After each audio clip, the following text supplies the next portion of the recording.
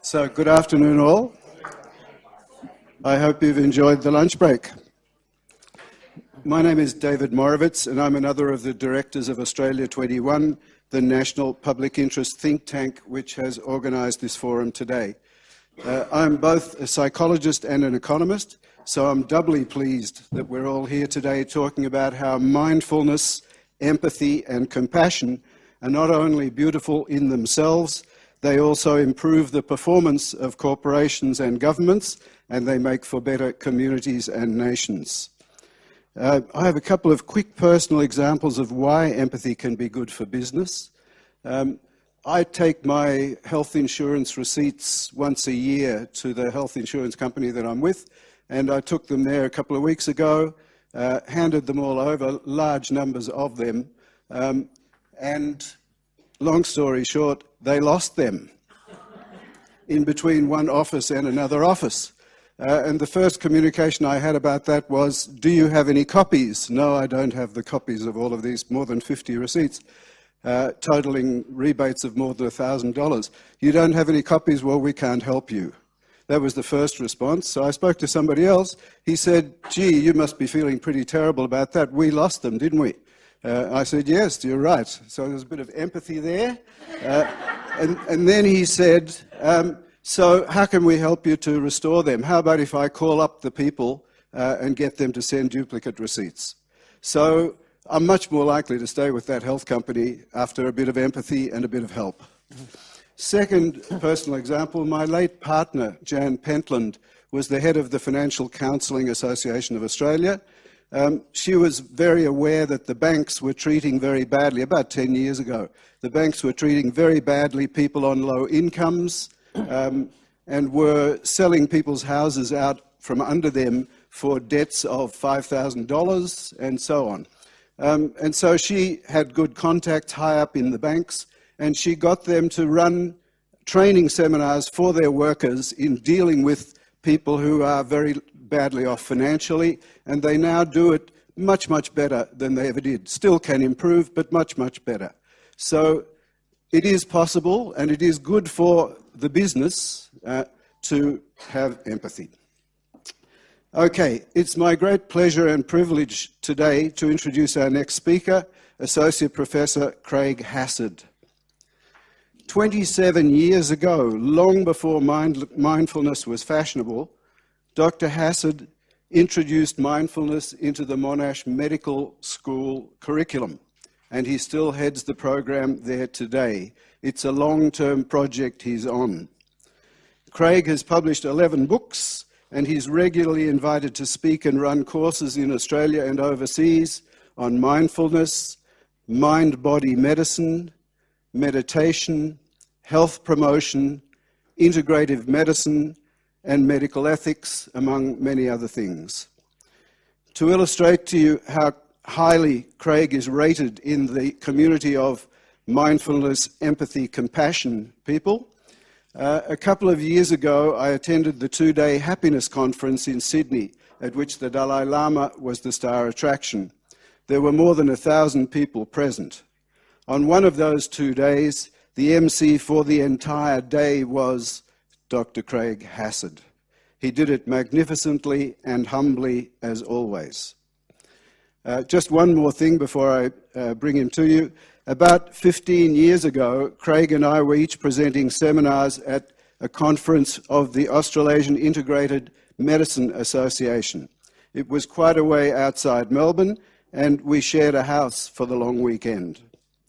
On the day before Craig's talk, I saw him preparing for several hours, painstakingly getting more than 50 slides in exactly the right order for this particular presentation. This was in the days before there was PowerPoint. Craig was reordering real physical slides or transparencies in a slide container. This one goes here and that one goes there and so on. Several hours of that. Next day, I went to hear Craig's seminar because he's always worth listening to. Craig started to talk, but the slide container with the slides in it was not sliding. It was stuck. So no slides or transparencies could be seen. Did Craig get flustered, panicked, swear or scream? Not at all. Very mindfully, he simply brought out his even older technology overheads, and he calmly continued the talk using them. After about half an hour, it turned out that the slide container's roller had now been fixed. And without missing a beat, Craig continued the talk, this time with the slides. As I observed throughout that weekend, Craig Hassard doesn't just talk about mindfulness, he walks the walk. So I'm delighted to present with you arguably the only speaker today who has never ever sent a text message and who doesn't even have a mobile phone, Dr. Craig Hassard. And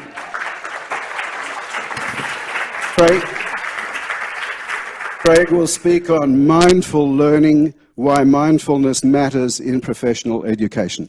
Thank you. Thank you very much, David. Thank you. It's been a real pleasure and a joy to cross paths again. So it was 3,200 people for the Dalai Lama. It was the scariest public speaking event I've ever had in my whole life. 12 months before that, when I was invited to do that by the organisers, my heart immediately started leaping out of my chest, all right? So just this fear and waves of panic and so on. I can't tell you how much mindfulness I practiced over that following year.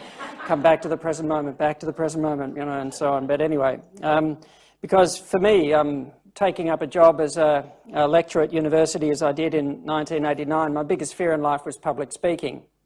So I don't know why I would take up a job where you're going to be confronted by your major fear in life every day of your working life.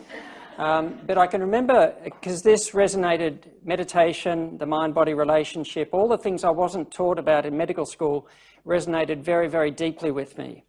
And I can remember at a watershed period in my career early on, and I wasn't going to be sitting in a consulting room every day of my life, all day and so on. It just didn't, that wasn't where I felt I was going to go. And I can remember thinking, you know, as I looked through 3-year age, and I saw an advertisement for a teaching position as a lecturer at Monash University. This is in 1988. And I saw that there, and I can remember thinking to myself, oh, gee, all the things I wasn't taught in medical school, but I should have been taught. Somebody should do something about that. And then about a moment later, this other thought came into my mind, well, do something about it. And then this other thought, oh no. So standing between what felt like a calling and responding to that call were my fears and aversions and everything else. And it was sort of like an interesting moment to make a choice. Do you dedicate your life to your fears, or do you dedicate your life to what you feel called to do? And then just try and find a way of working with your fears and aversions. So that's what I chose to do. And I chose to see it as a bit of a lifelong kind of project. So I'm very briefly, I'm going to skip over some things probably so quickly, it'll hurt your eyes. I'm sorry about that. Please avert your eyes. If an oxygen mask falls from the ceiling, please apply your own first before the person next to you. But I'm going to try and give you a little bit of a rationale as to how we're teaching this at Monash and why it matters. I will pass on the slides to Lynn. I want to say as well, thank you to Lynn and for the organisers for organising what looks like an absolutely fantastic event. So well done to you. So the first thing I'd like to do is just to test the level of attention of the audience to see how awake and mindful and alert you are. I'm going to test that by giving you a mental arithmetic task. I want to see if you can maintain attention for about 20 seconds. Can you do that? Yeah? Okay, well, let's see. Call out the totals as we go. So as I put up the numbers, I'd like you to call out the totals as we go. All right. 1,000?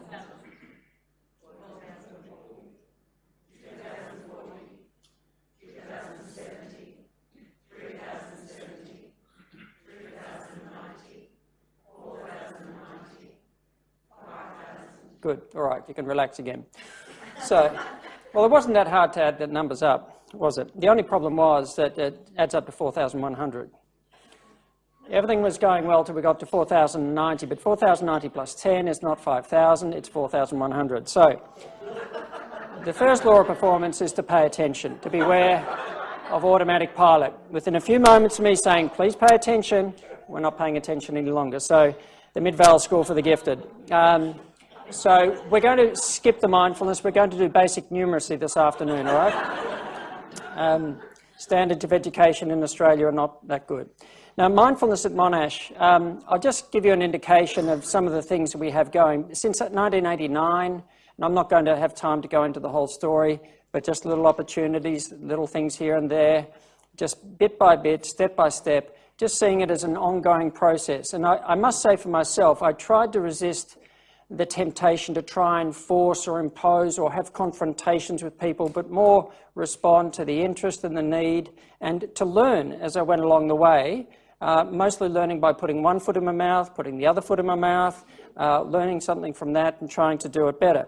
But as it's evolved over time, mindfulness has now become embedded into 12 different degree courses at Monash. So I'm teaching originally with medicine, but now seconded to a whole range, as mindfulness coordinator at Monash, and so teaching to 12 different faculties.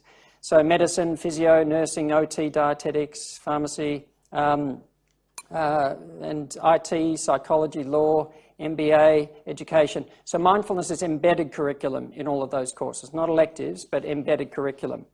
And it varies from like a 6-week course to introductory one-off sessions and so on. So it varies as to the level of content.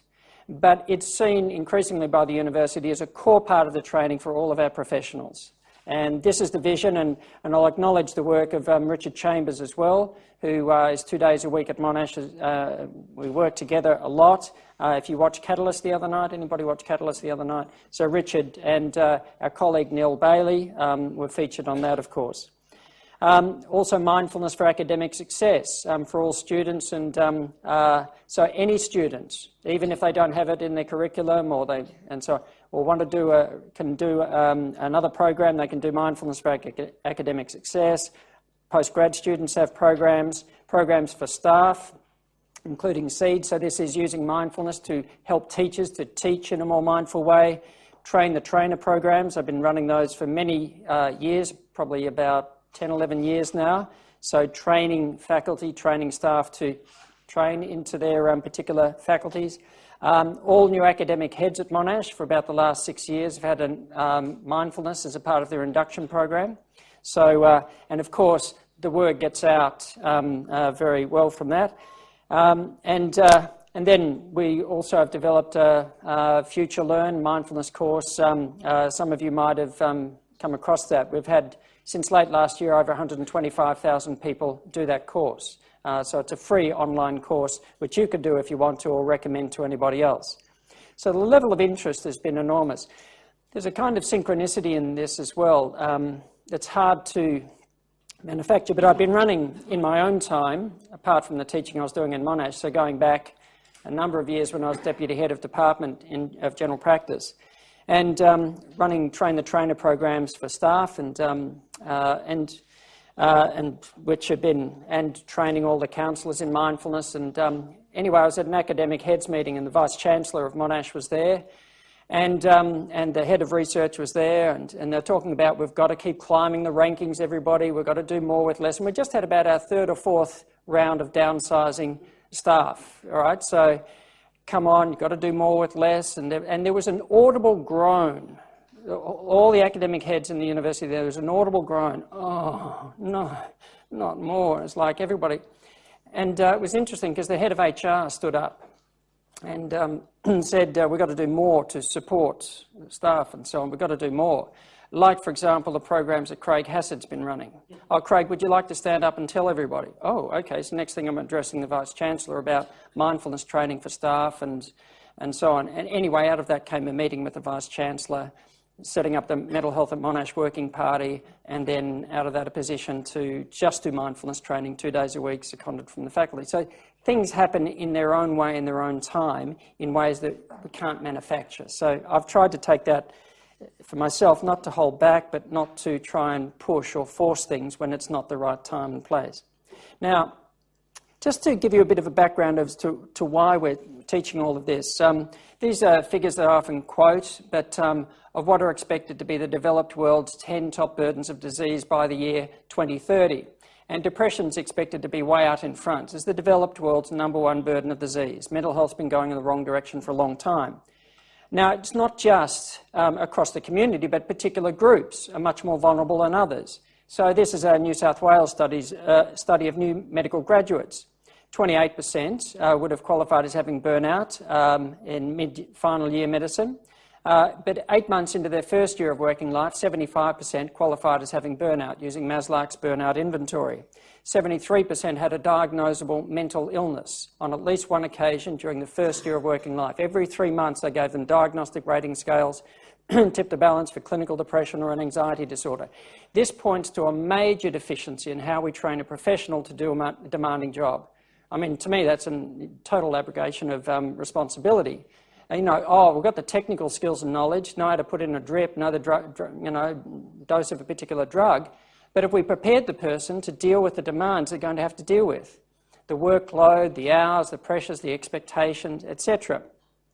So, like, this was one of the things when I was fronting the Australian Medical Council in 2000, when we were going to step it up to a full 6-week mindfulness program in the medical curriculum in first semester of first year. And no university in the world had done that at that stage. And so I'm fronting the whole, AMC, trying to justify this. And look, when you put figures like this and performance, and I'll give you some other figures as well, it wasn't a difficult case to make. Now, that might sound strange. It wasn't a difficult case to make to introduce mindfulness and student well-being as a core part of curriculum generally. It was a matter of how could you possibly make a case against it? Is there a possible, rational, reasonable case to not include well-being, personal development as a part of the curriculum? So, for example, I told you guys to slow down and take it easy or something like this would happen. Right? So as you can see, when we're not paying attention, we're not feeling well, we may be making errors. Now, doctor health and medical errors, British Medical Journal study, 3 US hospitals. And looking at the resident medical staff, 20% were depressed at any given point in time, 74% qualified as having burnout, and a depressed doctor makes more than 6 times as many medication and prescribing errors as a non-depressed doctor doing the same job. Now, this is pretty serious stuff. Self-care is not just about the person trying to care for somebody else. It's about caring for the person, properly and trying to prevent errors. This is an interesting study that just came out a few weeks ago in the British Medical Journal again. The third most common cause of death in the US after heart disease and cancer is medical errors. And 251,000 people per year is a conservative estimate. If they do their modelling differently, it's about 400,000 people a year. Now, it's interesting. Look, I'm going to give you a health tip for you personally. If you ever wind up in hospital and a doctor walks up to the bedside, the first thing you do is a mental state examination on the doctor, right? And if they're stressed, anxious and depressed, you give them empathy and counselling, and you teach them mindfulness skills, but you do not let them treat you under any circumstances, right? In fact, you get out of bed, you put them in bed, say, you just have a lie down because you need it more than I do, all right? But this is serious stuff. The cost is massive. So, again, to prevent errors. Now, if the attention's on depressive rumination, etc., it means the attention's not on the job, right? So, feel awful, but also we don't function well. So, now, in terms of attention, this little fella on the right is a very mindful kind of guy, no mindfulness training. He hasn't done the Smiling Mind app yet or anything like that. The cat, he's mindful, no mindfulness training. It's a natural state. We were not born distracted and inattentive and disengaged. That's a habit we get into very early in life. Now, this is an interesting Microsoft report. The attention span of the average adult these days is shorter than a goldfish, all right? We are not travelling well as far as this is concerned. Now, I'm not sure where we get this from, of course, because these days we're living in a more distracted world all the time, and kids pick it up pretty quickly, and the technology is not helping. We're going from where the technology was a useful servant to it being a tyrannical master. This is just an interesting study that followed over 20 years from the age of preschool kids. Their ability to engage and sustain attention by the age of 4 was a big predictor of their chance of graduating from college at the age of 25. So about 50% greater odds of completing college at 25 if they could sustain attention at the age of 4 or 5. Attention matters a lot. Now, of course, this is the modern form of being connected. This is what being connected looks like. So now, this is a photo of me at work the other day. So clearly drowning under a sea of paper, but the volume of information, the overload that we're experiencing these days is enormous. This is a paper from the Harvard Business Review, and they're describing the modern work environment as hyperkinetic, so time-pressured, fast-paced work environment. And that kind of work environment is associated with what they called attention deficit trait, a shorter attention span, finding it harder and harder to focus. And that's associated with things like black and white thinking, difficulty staying organised, setting priorities, managing time, and a constant low level of panic and guilt. It is interesting when you invite a professional to sit down and they're engaging for the first time in a mindfulness course, you have your first meditation practice. It's a very common thing for people to say, I just felt so guilty sitting here, doing nothing. I felt like I should be doing something. I felt like this drive to get out of the chair and do something. And interpreting that as, oh, the mindfulness didn't work for me. When the mindfulness did work, it's primarily about awareness. And what it did in a very short space of time was to show the person the underlying mental, emotional, physiological state that they are in. Mobile phone use and motor vehicle accidents. These days, there's a lot of multitasking going on. So the odds ratio for motor vehicle accident, 4.1, 410% as likely as average. Texting while driving, I've seen estimates up to 164-fold increased risk in motor vehicle accidents while texting. Seriously impaired. I was running a program for doctors the other day, and one of the doctors was recounting a story, having a conversation with a nurse about one patient while they were writing out the drug chart for another patient. Now, what did they do? They wrote the nurse's name instead of the drug name. Now, I'm not sure what 20 milligrams of Mary to be taken 4 times a day. I'm not quite sure what that is, but anyway, errors happen. And although I'm giving examples from the health setting, you could make exactly the same case as we do for IT, law. I was running a program for lawyers the other day, and one of the lawyers said, I was multitasking while I was sending out, I attached the wrong document to an email. Like in law, that can really hurt. So we make errors. I'm not your device, you are my device. All right, so now, in terms of stress and performance, now, as you can see, this is a low-stress, low-performance state. They are not practicing mindfulness, but now there is also a high-stress, low-performance state. Unknown to most historians, William Tell had an older and less fortunate son named Warren. Now, this is a high-stress, low-performance state. Now, this is the classic stress performance curve. I won't say too much about it, but many people confuse relaxation with apathy. I can't afford to relax because if I relaxed, I wouldn't get anything done. Because we're using and relying on stress to drive performance, to lift us out of apathy. I need pressure to get me moving. And to that extent, it is actually quite useful because it's a lot more motivating than apathy, who cares, whatever. But it only takes us so far. If the demands required of somebody, like, for example, a student leaving their university life, stress got them through medicine, law, whatever it might be, and now into my working life, and the demands go up another level. Stress has got me this far, I just need more to take me to the next level. They go over the top of the stress performance curve, feel awful, and function very poorly.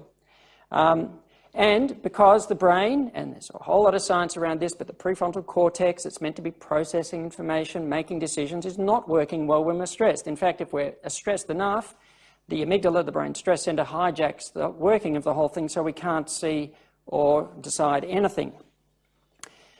So the alternate stress performance curve, and I guess this is perhaps something I've sort of named, I guess, to be the mindfulness stress performance curve. Stress lifts us out of apathy, but to go to the highest level of performance, it's not stress that takes us there, it's focus. Because that's low stress, totally engaged. Down the bottom of that curve, that's low stress, not engaged at all. So from an attentional point of view, the more fully the attention engages with the task, the more it unhooks from our anxious preoccupation about how it's going to go in the future, the better we function and the better we feel. Because when people are in the zone, they do not describe stress, although they may be performing at their peak, even if in a very challenging environment. Now, this time I won't screw up. I won't. Now, it says down the bottom that Roger screws up. Now, Roger's clearly not paying very good attention to what he's doing. Now, default brain. When we're not paying attention, we switch into default mode. probably most of you are familiar with default mode. We're certainly familiar with it in our experience. Like, you ever been having a conversation with your partner, all of a sudden realise you haven't heard a word of what they've been saying? Default mode. Away with the birds, living in the past, worrying about the future. So, and the areas in blue are the areas that are affected by default mode. Just for your interest, the areas of red are the areas affected by Alzheimer's disease. The more time we spend in default mode, the more the brain gets gummed up with beta amyloid, which is the protein that leads on to Alzheimer's disease. It's actually not a healthy state for the brain to be in. And the area of the brain that's not working well, in particular, is the prefrontal cortex, our executive functioning area of the brain. The area of the brain we rely on for processing information, remembering things, making decisions, solving problems, emotional regulation, and so on. So these are our higher functions. And these are the areas of the brain that we need to develop most. They might seem like soft skills, but they actually underpin our ability to be effective in anything we're wanting to do. And the attention centers are sitting there like relay stations, because if the attention's not engaged, the other executive functioning areas of the brain are not engaged. So there's a whole lot of science around that. I'm trying to emphasize one thing, that when I'm teaching, whether it's law or medicine or anything else, I'm very conscious of giving the science and the rationale. I'm probably labouring that point now, but for me that is absolutely a key in the door. If I don't do that in that kind of environment, you're going to be shot in the foot, in my experience. So the mindful revolution, a famous quote from William James about really, he didn't use the word mindfulness, but he was right onto it, but it was about another 100 years before we really cottoned on. The applications, I just want to show you a scary list of some of the things for which there are clinical trials now. So mental health, dozens of studies on depression, neuroscience and the brain, clinical applications, performance, education, relationships, communication, empathy. It's a no-brainer. If we don't engage attention, if we're not very present with somebody, we do not empathize. We do not experience compassion. In fact, I would even go as far as to make a statement: you could not be cruel consciously and be truly present at the same time. Your mind's got to be somewhere else. You've got to be not paying attention to do something that's cruel or abusive to somebody else. For me, it's just like a sine qua non that the person is not fully engaged with what they're doing. Something else is happening. And we shouldn't forget, of course, that the world's great wisdom traditions have been doing this stuff for thousands of years. So we're treating it like it's a new idea. I never present mindfulness as a Buddhist thing because I didn't learn as a Buddhist. I learned as a teenager, intuitively learning, or moments of self-discovery. I learned it in a sort of a much more general context, I suppose. So I never present it as a Buddhist thing, and I don't see it as a Buddhist thing, which is in no way to denigrate the fact that the Buddhist tradition has made by far, I think, the most significant contribution to the flourishing of mindfulness now, and many of the people who have done the most work, and John Kabat-Zinn and others, have been very much inspired by the Buddhist tradition. But I just wrote and performed a play a few weeks ago for the 400th anniversary of Shakespeare's death, and it was The Mindful Bard. You could teach a whole mindfulness course based on quotes from Shakespeare. It would start with to be or not to be, that is the question, and it would just go from there. But taking all of these kinds of things for one particular group, some of this is going to be relevant, others going to be irrelevant, performance, attention switching, attentional blink, error rates, etc. For people in IT is really important. For people who are working with communication or mental health. So it's a matter of saying, well, which bits of these are relevant to this particular professional group and focusing on that. Now, the world of taxidermy. Taxidermists never get stressed and depressed, and this is why there are not too many people in the world right now, Gladys, who can go home at the end of the day happy in the knowledge that everything is completely stuffed. So I'm going to skip over some of this because I'm just a little bit conscious of time about depression, mindfulness in the brain. Now, I want to mention just a couple of having a bit of homegrown data from your own programs, doing some research, like this study with Steve Delisle. By the end of the mindfulness program, we found that 90% of the students were saying, I'm personally applying mindfulness in my own life. This is not an elective program. This is 320 students per year on the main campus who get this. And we've got a wonderful team of tutors who are just so motivated and tremendous.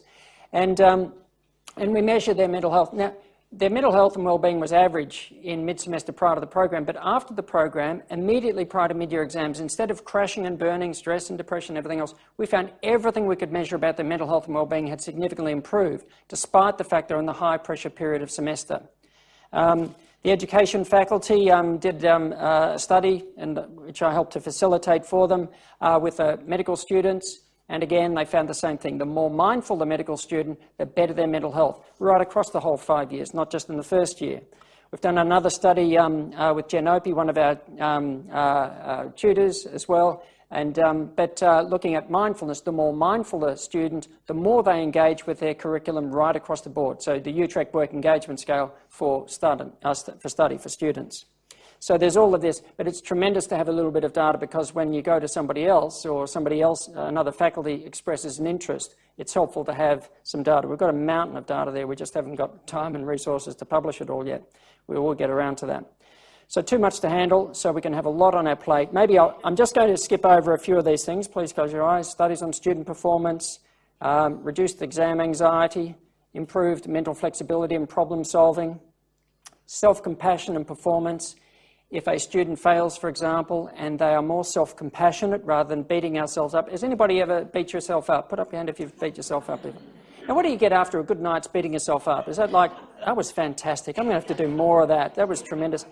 We don't get anything useful out of it. It consumes energy, it consumes resources. But if students can be self-compassionate, they're much more likely to get on their horse, learn something and move on.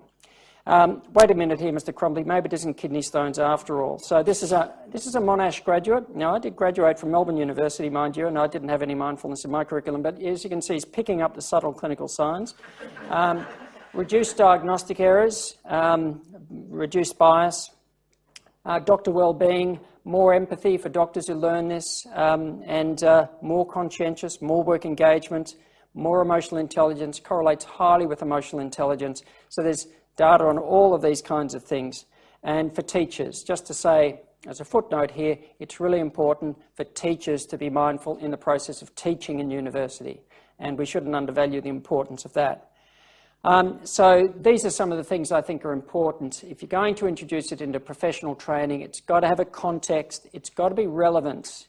You've got to sort of take from this generic, massive, indefinable thing called mindfulness, which aspect of this is going to be important to this group. And it has to be translated in the right language that makes sense, is brought down to earth. If it's all sort of high flying, sort of gets a little bit too unfamiliar, then, whoa, you lost me, and all of a sudden suspicion and everything else. So it's got to be grounded, practical, have to have the evidence. And if there's not evidence for something, so there's no evidence, or there's early days in terms of evidence, and then using that as the foundation, that's the key in the door to then move into the practical skills.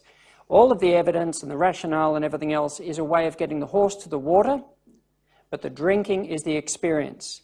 That's where the learning really starts to happen. But if you haven't put the other bit first, then you're not likely to get the horse to the water or get the faculty to the water. Core programs and electives, there are a whole lot of things to say about that, because if you're working with a whole cohort, half of them are motivated and half of them aren't. So how do you engage those who are not quite so motivated? How do you help them to engage with it, not produce resistance, etc., and evaluate if you can? All right, so the key to meditation is learning to stay. Okay, so thank you very much for your attention. I hope this has been useful.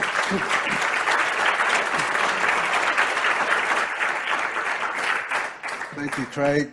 Now you understand what I was saying before. What a wonderful speaker. And I was looking at your faces. You were actually really with him the whole way. So we have time for about one question.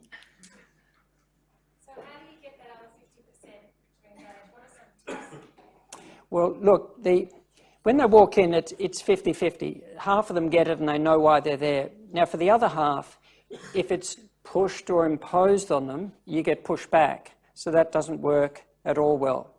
And in fact, you invite into the room questions. You invite a healthy skepticism into the room. You don't expect anybody to accept anything. In fact, you call it out in the very first lecture.